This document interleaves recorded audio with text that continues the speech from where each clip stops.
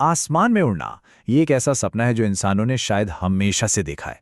तो आज हम उड़ान की दो कहानियों की बात करेंगे। ये कहानियां देखने में तो बिल्कुल अलग लगती हैं, पर उनका जो सार है, जो थीम है, वो एक ही है। डर पर काबू पाना और हिम्मत दिखाना। तो हमारी पहली कहानी का हीरो कौन है? एक छोटा सा सीगल जो अपनी जिंदगी के सबसे अहम मोड़ पर खड़ा है। आसमान उसे बुला रहा है, आजादी का वादा कर रहा है, लेकिन उसके लिए एक छलांग लगानी पड़ेगी। पहली और सबसे मुश्किल छलांग। तो दो कहानियां, दो हीरो। एक तरफ है एक छोटा सा पक्षी, एक सीगल जिसकी अब उड़ने की उम्र हो गई है, और दूसरी तरफ एक पायलट बस एक नॉर्मल सी फ्लाइट पर है, घर जा रहा है। और सोचिए, इनकी सिचुएशन कितनी मिलती जुलती है। एक तरफ वो छोटा सा सीगल अपनी चट्टान पर अकेला बैठा है, उसके भाई बहन तो कब के उड़ गए। और दूसरी तरफ है एक पायलट अपने पुराने डकोटा प्लेन में, और सपना क्या देख रहा है? घर जाकर अपने परिवार के साथ एक अच्छा सा इंग्लिश ब्रेकफास्ट करने का। मतलब दोनों अकेले हैं और दोनों को घर जाना है। लेकिन दोनों के सफर में एक ऐसी रुकावट आती है जो सब कुछ रोक देती है। और मजेदार बात यह है कि एक के लिए ये रुकावट उसके अंदर है, उसके मन का डर, और दूसरे के लिए ये रुकावट बाहर है, एक भयानक तूफान। वो जो सीगल है ना, डर ने उसे बिल्कुल जकड़ रखा है। उसे लगता है कि उसके पंख उसका साथ देंगे ही नहीं। उसे इतना यकीन है इस बात पर कि वो कोशिश भी नहीं करना चाहता। जबकि उसके जो छोटे भाई बहन थे, जिनके पंख उससे भी छोटे थे, वो आराम से उड़ गए। ये सारा खेल आत्मविश्वास का है, जो उसके पास बिल्कुल नहीं है।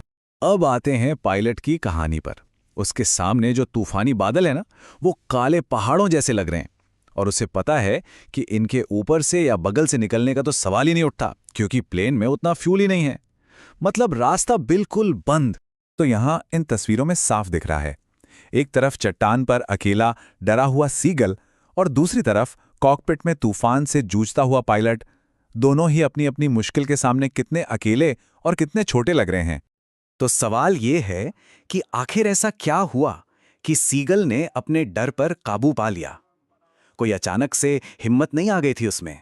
नहीं, इसके पीछे थी भूख और उसके परिवार की एक बहुत ही चालाक प्लानिंग।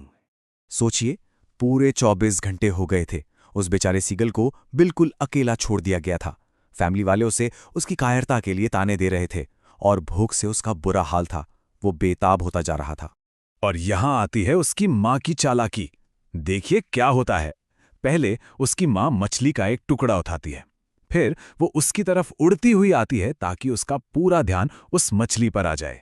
लेकिन बिल्कुल उसके पास पहुंचने से पहले वो हवा में ही रुक जाती है, और अब भूख से पागल वो छोटा सीगल उस खाने पर डाइव कर देता है। लेकिन जैसे ही वो डाइव करता है, वो डाइव एक फॉल बन जाता है।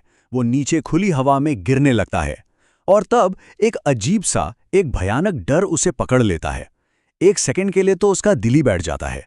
ऐसा लगता है जैसे जिस चीज से वो सबसे ज्यादा डरता था, वही हो गया। तो एक तरफ सीगल को उसकी भूख ने उड़ने पर मजबूर कर दिया, वहीं दूसरी तरफ हमारा पायलट, जो तूफान में घुसने का रिस्क ले चुका है, उसे एक बिल्कुल अनजान सोर्स से मदद मिलती है। एक रहस्यमय मददगार सामने आता है। जैसे ही वो बादलों के अंदर घुसता है, सब कुछ काला हो जाता है। मतलब बाहर कुछ भी दिखाई नहीं दे रहा। जो कंपास था वो गोल गोल घूमने लगा, बिल्कुल बेकार हो गया। रेडियो ने भी काम करना बंद कर दिया। सोचिए, वो तूफान में पूरी तरह से खो चुका था, अकेला, बिना किसी कांटेक्ट के। और तभी उस घने अंधेरे में उसे एक और एरोप्लेन दिखाई देता है। और अजीब बात क्या थी, उस प्लेन के विंग्स पर लाइट्स नहीं थीं, फिर भी उस अंधेरे में वो एक उम्मीद की किरण जैसा था। उस अजनबी पायलट ने उसकी तरफ हाथ हिलाया, एक सिंपल सा इशारा किया, मेरे पीछे आओ। बस इतना सा निर्देश, लेकिन उस खोए हुए पायलट के लिए यह जिंदगी बचाने वाला एक मौका था। तो अब दोनों कहानियां अपने क्लाइमैक्स पर हैं।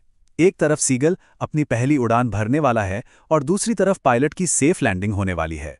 दोनों ही अपनी अपनी मुश्किल से जीतने वाले हैं।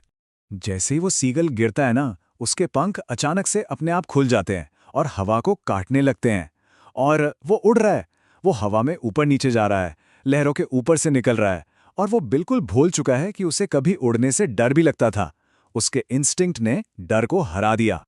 दूसरी तरफ पायलट अभी भी डरा हुआ है। उसके प्लेन में फ्यूल भी बहुत कम बचा है, लेकिन वो हिम्मत नहीं हारता और उस काले जहाज के पीछे पीछे चलता रहता है। और तब उसे बादलों के नीचे रोशनी की 2 लाइंस दिखती हैं, एक रनवे। वो सेफ था। तो दोनों कहानियों में जीत तो हो गई, लेकिन इनके लेसन्स क्या हैं? खासकर पायलट की कहानी में एक बहुत बड़ा रहस्य अभी भी बाकी है। तो सेफली लैंड करने के बाद पायलट सीधा कंट्रोल सेंटर जाता है, क्योंकि उसे उस दूसरे पायलट को थैंक यू कहना है जिसने उसकी जान बचाई।